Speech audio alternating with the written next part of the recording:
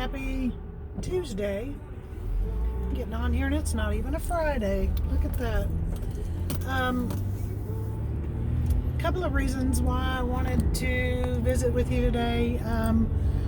One, just to let all of you ladies know that I'm thinking of you and praying for you, and I hope that y'all are doing the same for me and the others that are in the group, praying for each other, lifting each other up. The other thing is our friend, our sister Karen, her son Rob's birthday is today, and of course this is his first heavenly birthday since he passed, so very solemn, rough day for her emotionally, but it was something that she said to me at church Sunday. She referenced 2 Samuel chapter 12. And I kind of knew the reference, but I wasn't really sure. So I had to actually go back and read what she was referencing. In 2 Samuel chapter 12, it's talking about where Nathan, the prophet Nathan, had come to King David and told him a parable, I guess, of a man who was very wealthy and had lots of lambs, and a poor man who had one little baby lamb. And the poor man had raised this little lamb like it was his child, fed it off his plate, it drank from his cup, it slept in his arms, it was like his baby.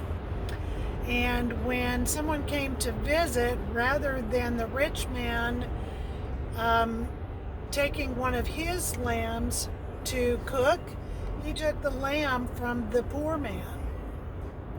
And David was wrought with anger in this story that Nathan had told him, and he said that man ought to pay, I forget exactly now, but I think it was 4 times over, that he should pay for his sin because he took the one thing that other man had when he had plenty of his own. And Nathan said, well, David, you're that man because you took the wife of Uriah the Hittite and had Uriah killed. When you had your own wives and your own kingdom, and you could have had anything you wanted, but you took the one thing that man had and had him killed. And his punishment for that was that his son would die, his son that was born to him from Bathsheba.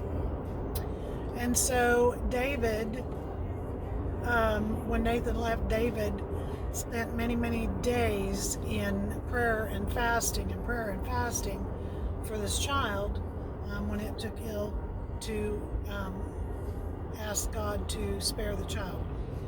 And then after the child passed, David got up, cleaned himself up, went and ate, and life went on. And the people asked him why he did that. And David's response was, while the child was still here, even though it was ill, there was a chance of changing God's mind, that he might allow the child to live. But now that the child is gone, there is nothing more to do but to go on with life and to worship God.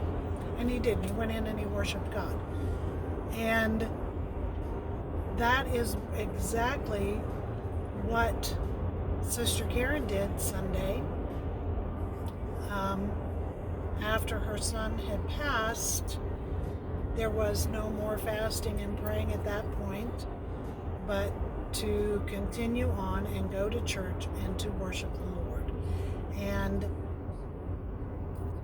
please don't get me wrong, I'm not saying any of this to build up any one specific person, although I do admire Sister Karen very, very much.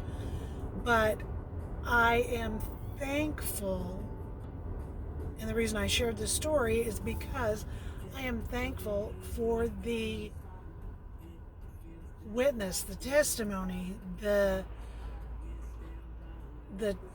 choices, the vision that God gives us and shares with us through each other, through our friendships and through our relationships in church and our relationships in Christ. And at the very, very lowest point, it was no longer an option for David and for Sister Karen, but to now just go on with life and to worship the Lord. Now, it doesn't mean that there weren't sad times for David, and I'm sure many, many sad days. In fact, today, like I said, is Rob's birthday. And there's going to be many, many sad days ahead. Another friend of mine who lost a son today is actually the anniversary of the day that her son died. So there's just so much going on that we could just grieve and grieve and grieve and continue to wallow in our sorrow, or we can take our time to grieve and then move on and be a witness and a testimony to others, which is what I hope to be to you. But I just wanted to share that with you to show you. I am so amazed at some of the people that the Lord has put in my path to use to show me that it's possible to do these things, and through Christ we can continue on, not by ourselves, but through Christ. So I say all that just to say I love you, sisters. I love you, Sister Karen. I thank you always for your friendship and for your heart, even though I know it's broken right now. Know that we love you and we care about you.